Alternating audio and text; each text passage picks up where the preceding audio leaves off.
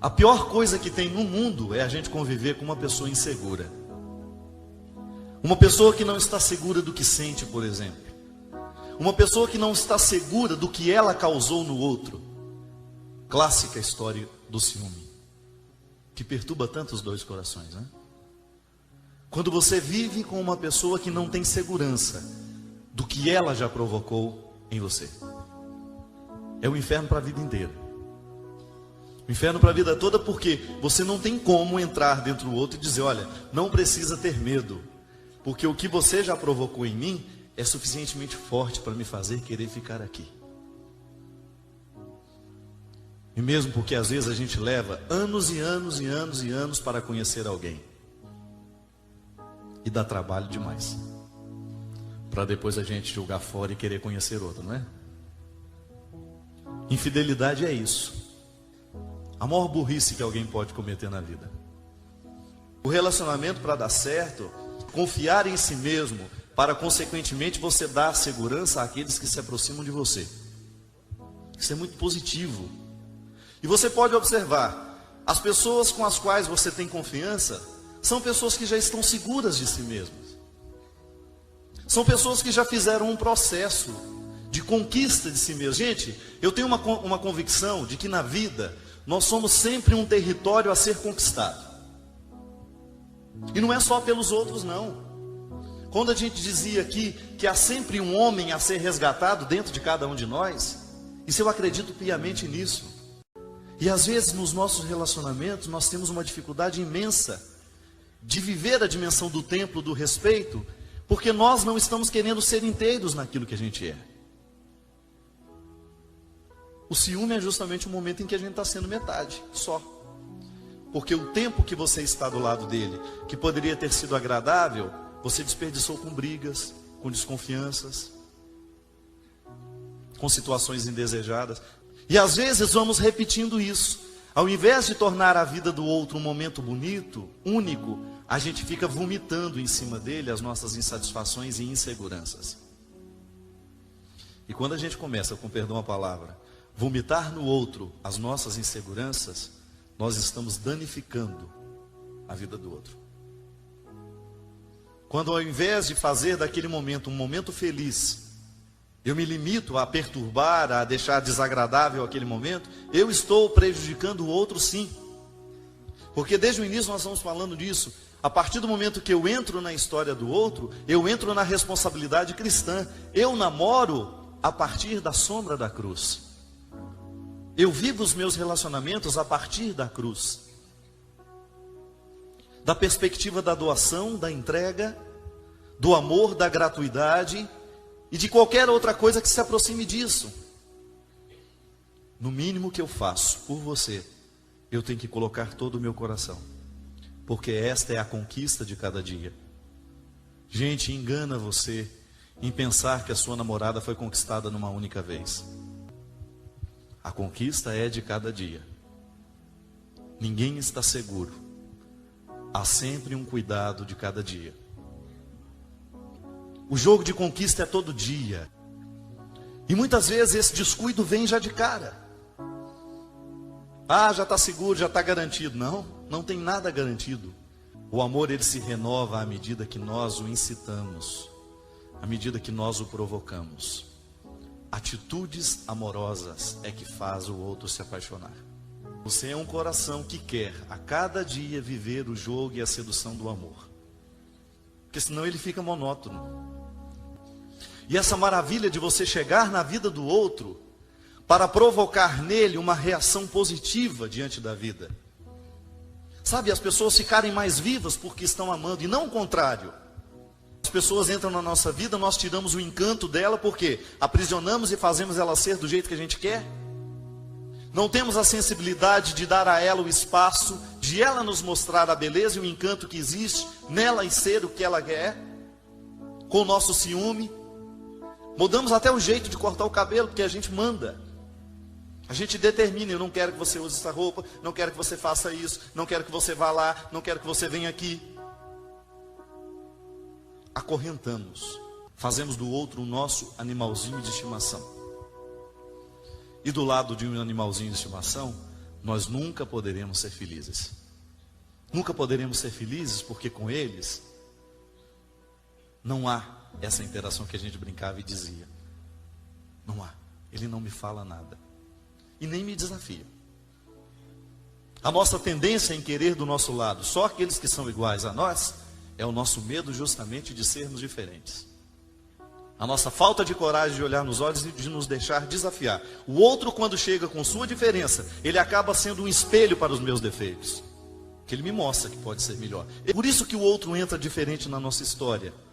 Para nos ajudar a reverter o que em nós muitas vezes é tão precário. Há muitas pessoas que na vida nos encontram e nos envergonham. Mas o bonito de sentir vergonha aí é estar em pensar, eu posso ser diferente. Se me envergonha é porque alguma coisa em mim está fora do eixo. Então eu luto para que isso possa ser diferente. Às vezes na vida, para a gente descobrir o valor que o outro tem para nós precisamos perder. É lamentável que seja assim. Às vezes o outro precisa ir embora, para que a gente possa mensurar, medir o espaço exato que ele ocupava dentro daquela casa. Não espere perder ninguém. Não espere que as pessoas morram, que as pessoas vão embora, para você descobrir o valor que elas têm para você. Não espere que as pessoas te abandonem para você descobrir o quanto você foi egoísta. Não espere que as pessoas cansem do seu ciúme para você descobrir o quanto você era possessivo. Não espere que as pessoas mintam para você ver o tanto que você é desconfiado. Porque às vezes nós é que provocamos a mentira do outro. Não haveria problema nenhum ele contar que ele estava no campo jogando futebol com os amigos. Mas e o medo de que você não acredite? Então ele conta que ele estava trabalhando. Só porque você nunca deu a ele liberdade de ele ser verdadeiro. O pior que seja a notícia, tenha coragem de ouvir. Não force as pessoas a se tornarem mentirosas só porque você não é capaz de ouvir a verdade. Porque muitas vezes, por estarmos incapacitados de ouvir a verdade, nós forçamos o mundo todo a ser mentiroso por causa de nós. E isso é interferir de maneira negativa no mundo. À medida que eu dou ao outro a possibilidade de ser verdadeiro diante de mim, eu fortaleço a verdade no mundo. À medida que eu dou ao outro o direito de me contar que ele foi tomar uma cerveja com os amigos, e que não houve problema nenhum naquilo, que ele estava ali se divertindo de maneira saudável, um grupo de amigos ali reunidos no final de semana, se eu der a ele a liberdade de me contar isso, sem que isso cause uma briga, eu estou dando ao mundo a possibilidade de ser mais verdadeiro. Porque são essas atitudes que repercutem no grande espaço que é a vida. São essas atitudes que vão repercutindo no grande e espaçoso mundo que nós habitamos. Ciúmes, sentimentos tão próprios de quem está inseguro do que é, só pode fazer mal ao mundo. Por isso, minha gente, não perca tempo. Nem perca o próximo namorado. Não perca mais uma pessoa que passou pela sua vida porque não suportou o seu ciúme, não suportou sua infantilidade, não suportou sua insegurança. Se o sentimento vem, acolha-o, olhe nos olhos, tenha coragem de se desafiar, tenha coragem de crescer, porque a gente só cresce no momento que nós enfrentamos o monstro. Se nós permitimos que mais uma vez o ciúme torne maior do que a nossa capacidade de refletir, consequentemente estamos firmando a força do poder dele sobre nós. Como eu estou dizendo, o outro vem na nossa vida, ele nos desperta os mais diversos sentimentos. Vai despertar a sua sexualidade, o seu desejo, vai despertar o seu amor, vai despertar o seu ódio, vai despertar a sua raiva, vai despertar o seu ciúme. Faça com que o outro seja o espelho para você lidar da melhor forma com todos esses sentimentos. O outro está aí para isso, para te ajudar. Ele está aí para te provocar. Nós somos provocações o tempo todo. Basta a gente se encontrar para que a gente se provoque. Agora, se cada vez que esse sentimento de ciúme tomar conta do seu coração e você se render a ele, você vai continuar perdendo todo mundo. Nós vamos continuar imaturos a vida inteira. E o namoro na perspectiva cristã, a amizade na perspectiva cristã, é sempre a perspectiva da provocação, de você estar sempre aberto para que o outro revele a você que há coisas que merecem ser cuidadas. Que nós não podemos entregar os pontos, porque muitas vezes nós perdemos tempo e pessoas quando não temos coragem de lidar com a gente mesmo. Queremos crescer, mas não queremos as dores do crescimento. Queremos que as coisas mudem, mas não temos coragem de dar um passo para a mudança. Aí todo mundo vai passando pela nossa história e não vai nos suportando. Vamos tentando, a vida inteira tentando e não acertamos nunca. Por quê? Porque sempre que precisávamos mudar, nós jogávamos a culpa nos outros. Nós transferíamos todas as responsabilidades para o outro. Não tínhamos coragem de assumir. O erro foi meu. Eu estou sendo egoísta nessa hora. Eu estou desconfiando nessa hora. Me ajude a enfrentar esse sentimento. E tudo que vai passando por nós, tudo isso tem que ser recolhido. Não pode ser jogado fora. Tem que ser acolhido. Na responsabilidade de saber eu sou assim e eu preciso me curar. Porque senão nós seremos doentes da vida inteira. Perderemos a melhor fase da vida. Perderemos o tempo. Deixaremos tudo para o final. E há tanta coisa a ser saboreada agora. Há tanto sacrifício a ser feito agora, mas há também muita vitória a ser celebrada agora. O cuidado da conquista de cada dia, a alegria de a gente estar juntos, de sermos amigos. Outra coisa que nós não podemos admitir, os nossos relacionamentos de amizade, gente, eles têm que interferir de maneira positiva em nós. O meu amigo, se é de verdade, ele me desafia o tempo todo. Ele não me permite ficar parado, mas ele me desafia sempre a dar passos. Gente que faz diferença na nossa vida e que talvez esteja sentado do nosso lado hoje. Pessoas sem as quais a gente não saberia ser nem a metade do que a gente é. E a gente sente falta. Se você fosse fazer a sua última ceia hoje, quem seriam os seus 12 convidados? Se hoje fosse o último dia de sua vida, e como Jesus tivesse que celebrar a sua última ceia, quem seriam os seus 12 convidados? Certamente seriam pessoas que um dia olharam nos seus olhos e descobriram a grande mulher que estava em você, ou que está olhando agora, ou que você olhou um dia, pôde interferir, pode dizer com todo orgulho: em você eu vejo marcas que são minhas. Em você eu vejo coisas que eram minhas, que agora estão tão vivas aí dentro de você.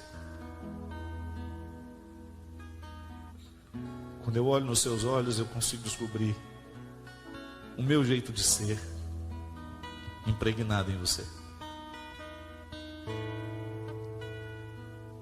Eu faço muito essa experiência com a minha mãe, sabe? Às vezes eu vejo a minha mãe assim, já tão fragilizada com a saúde, com a idade, né? E eu vejo em mim assim, um homem que saiu dela e que nunca saiu. Porque eu sinto minha mãe sobrevivendo em mim. Ela também gostava de cantar. E eu sinto que quando eu canto, ela canta em mim. Se eu estou fazendo um show, ela está sentada na plateia e eu vejo isso nela. É como se ela dissesse assim para mim: eu me vejo em você. Sabe essa coisa de uma simbiose que a vida não permite que a gente perca? E eu agradeço muito a Deus que eu pude descobrir isso com a minha mãe viva. Não precisou que ela morresse. E a alegria de me saber nela, de me reconhecer nela, de perceber que também há amigos na minha história que são assim também. Essa é a beleza da vida. Quando você vai começando a descobrir que você foi se esparramando pelo mundo de um jeito que você já não consegue mais saber onde é que está você.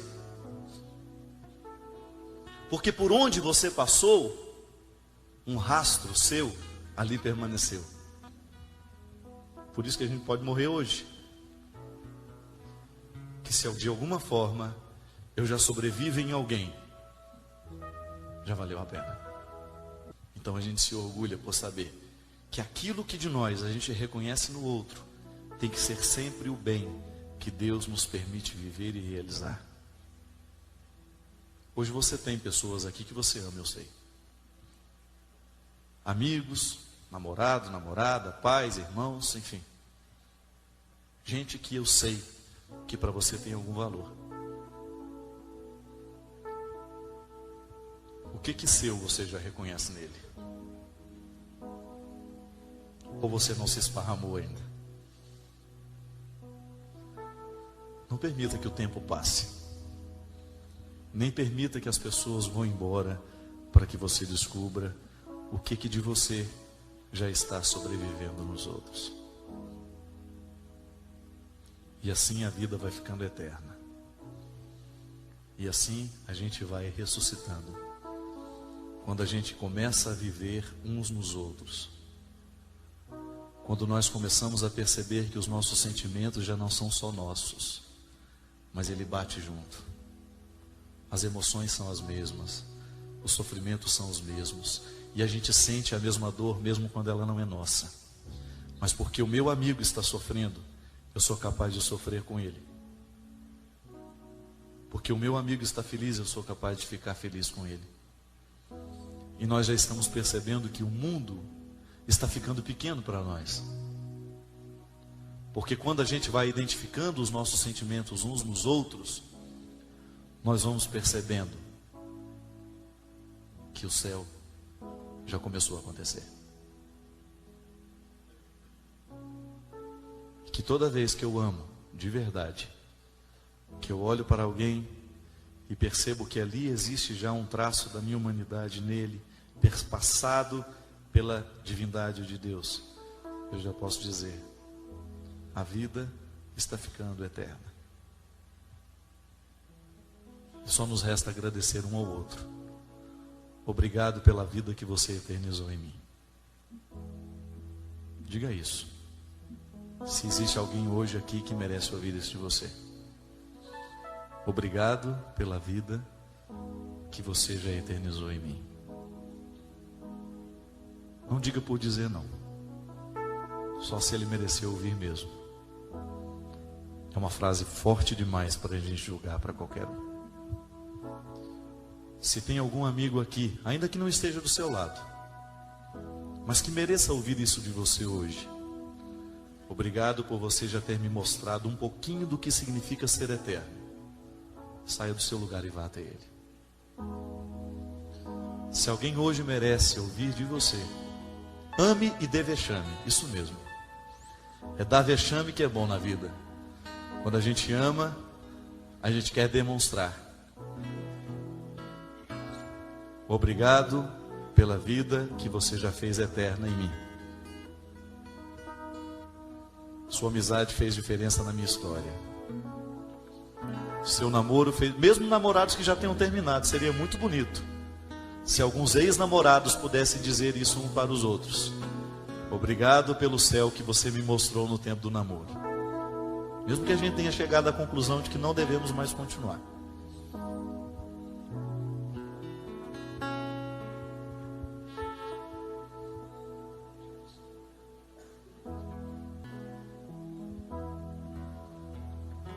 Estou aqui Pra te amar e ser amado, olhar nos olhos e deixar-me apaixonar diante de ti, pra me render ao seu amor, olhar nos olhos com certeza. Sou pecador, também estou aqui pra pedir perdão pelas almas que ainda não buscam teu coração. Te amar por quem não te ama, te adorar por quem não te adora, esperar por quem não espera em ti. Pelos que não creem, eu estou aqui. O refrão dessa música é perfeito. É um momento onde o nosso corpo está a serviço do reino dos céus, adorando, fazendo com que o outro se sinta amado por Deus num gesto tão concreto, num gesto tão próprio de quem quer fazer a vida diferente. Te amar por quem não te ama, te adorar por quem não te adora, esperar por quem não espera em ti. Pelos que não creem, eu estou aqui. Te amar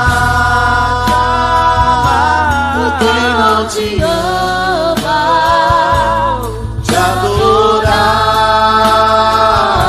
por quem não te adora, esperar por quem não espera em ti. Pelos que não creem, eu estou aqui.